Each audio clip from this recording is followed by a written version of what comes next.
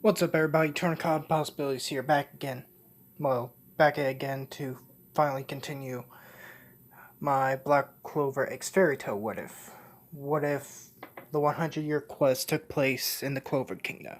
Now, last time we left off, both Asta and the Black Bulls and Natsu and his friends were fighting their respective enemies, with Asta in the Black Bulls versus Veto in the Eye of the Midnight Sun, and Natsu and his friends versus the Dragon Eaters of the Dragon Eater Wizard Guild.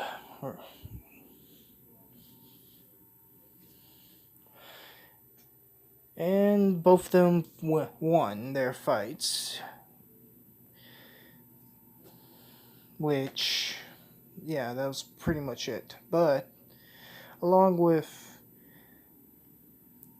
the guy with the game magic and the water god dragon and his assistant were watching the fight unveil.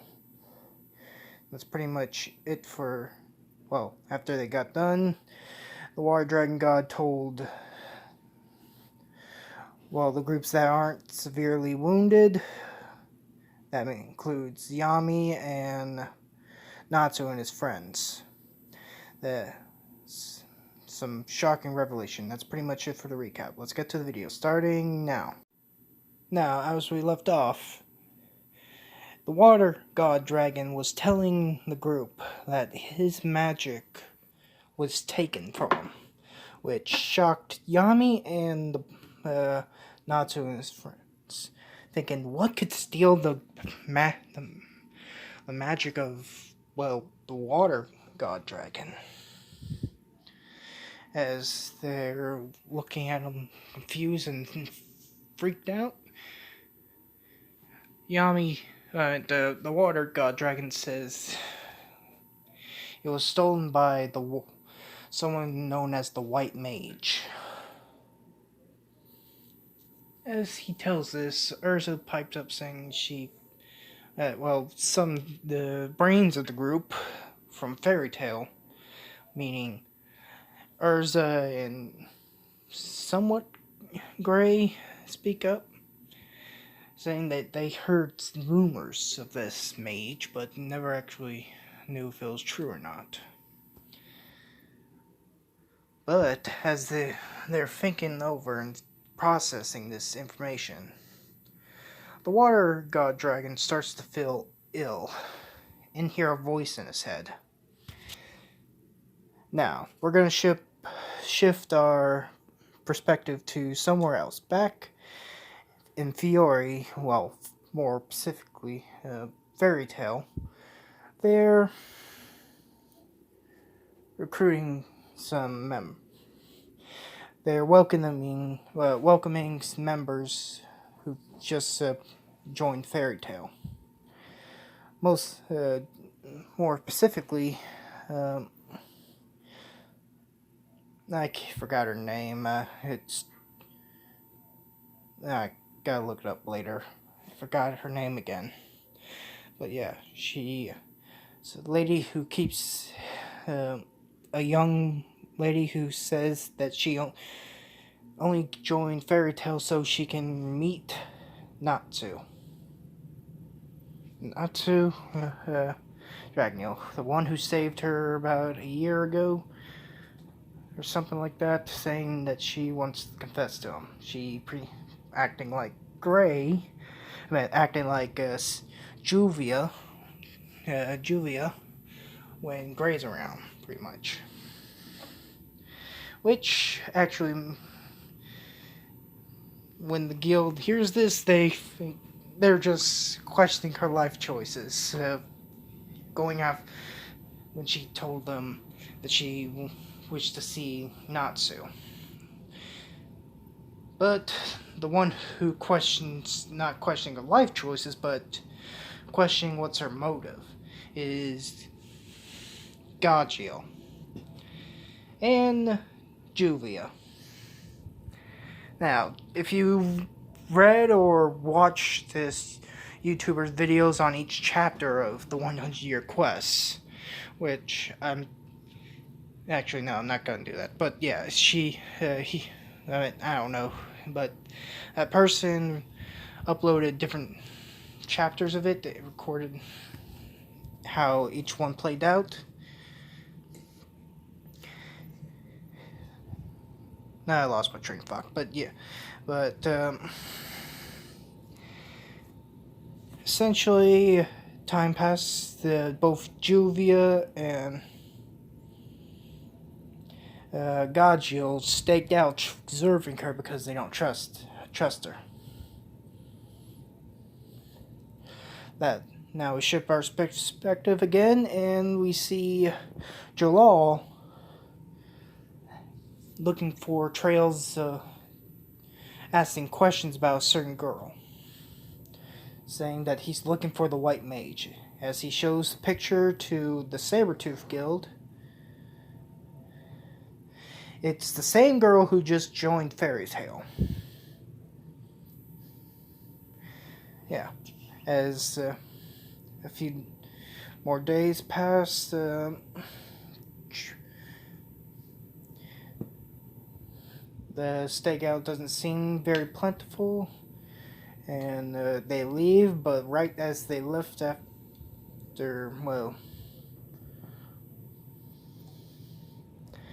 after they left the window that they're watching the new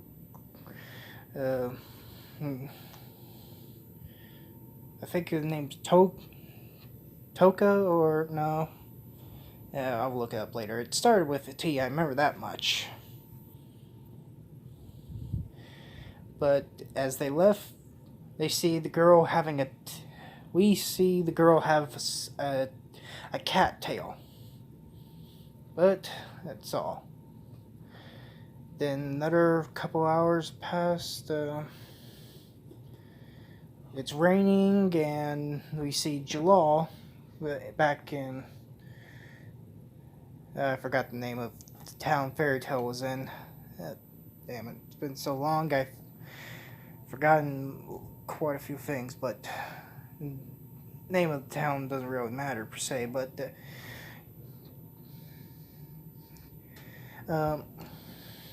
Noctis is actually showing the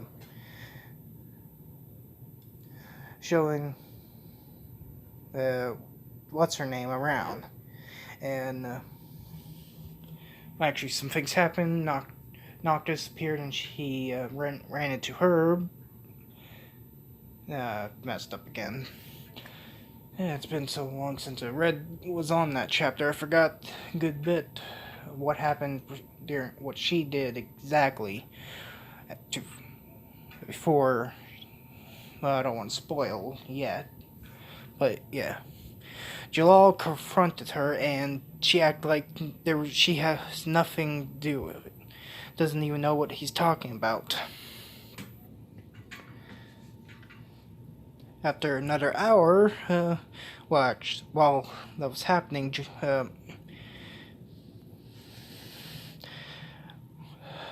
Loctus protected her, saying that she's a member of Fairy Tail now. She's part of the family. As Jalal tried to plead, saying she's very dangerous. He doesn't listen, saying whatever past she has, doesn't matter what kind of past she's had. She's part of Fairy Tail now. Part of the family. We don't betray family. Or something like that. But as that's happening, another hour passed, and Gajiel was actually there. I think he was actually there, listening into this conversation, and continued to follow Jalal while Jalal was actually following. What's her name? Which they were in that same room. Jalal confronted her again while they were alone, and she revealed her hidden colors, be it they were white. Be being the white mage and was about to do something to Jalal, which if it wasn't for Gajiel, he would have been a goner, which knocked her out and cuffed her. With proof since Gajiel was there, they took her back to Fairy Tale and tried to question. She woke up and they questioned her and she told them that she's not the white mage, but she came to Fairy Tale not just because she wanted to meet Natsu again. She also came because she heard that there was an exceptional enchantment mage here. As the others say, is she talking about Wendy? And she tells them the reason why she wants the enchantment mage, because she wants her help to use a separation enchantment, because the white mage took over her body and she can't control herself that well. She wants to separate herself from her body, pretty much. But right after she revealed that information, the white mage took over her and broke out of the cuffs. If a menacing tone says, well, it's not going to happen. And she also says that one of her servants is closer to that enchantment mage, closer than you think. Very close. How about I make him closer? As she releases a white light from herself that envelops everyone in Fairy Tale. Now, our respective moves returns back to Natsu and his friends, along with Nyami and the Water Dragon God, which the Water God Dragon collapses to his knees and starts screaming in pain while his eyes turn white. Everyone freaks out. The people in charge of the temple and serving the Water Dragon God try to run to his need and try to help him up, but they're all pushed back by a huge, wave of water magic, which they see a huge flash of light, white and blue, and a huge crash, which blew everyone away. And in the place of the Water Dragon God is a giant, out-of-control water dragon. Bigger than anything Natsu and his friends have ever seen. Maybe even Natsu's thinking maybe even bigger than Nakologia, or something like that. Now, as this happens, Yami tells his squad members to get cover, as Natsu and his friends start to fight the water god dragon. Yami says he'll try to help, but he doesn't know if he can do anything against that thing, because he can feel the magic power coming from the water god dragon. It's immense. He's literally sweating nervously. You know that little anime sweat icon that appears over when they're scared or nervous? Yeah, that. But before they could fight, the water god dragon's servant tells them the truth, that she was the one that let the white mage in, because she thought it would help him so he can live a normal life. But she was wrong. She once asked Fairy Tale and the Black Bull members who aren't injured to help them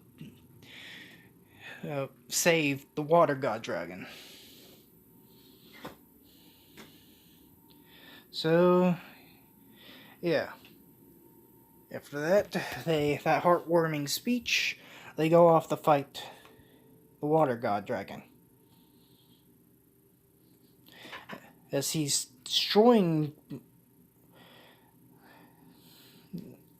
the underwater temple, there's huge, massive whirlpool appearing around the whole place. Oh, that leads up to opening up it in the surface, well, to the sky.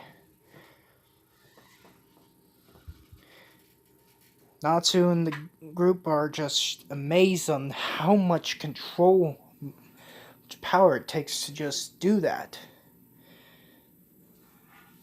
And that's gonna be where we leave it off for the video, guys. So yeah, that's pretty much it for the what if. Well, don't forget to like, comment, and subscribe to my channel. Also, I have a update for you guys. For the ones who watch my videos. For the next videos that will be coming out, I'm gonna continue just focus on what if Asta was trained by Goku. After I get done with that, I'm going to focus on each individual video until each one of my other videos gets to their 7th video. Basically, after I'm finished with what if Asta was trained by Goku, I'll focus on my other what ifs and continue them until they get to their 7th video. So yeah, see you guys later. Bye.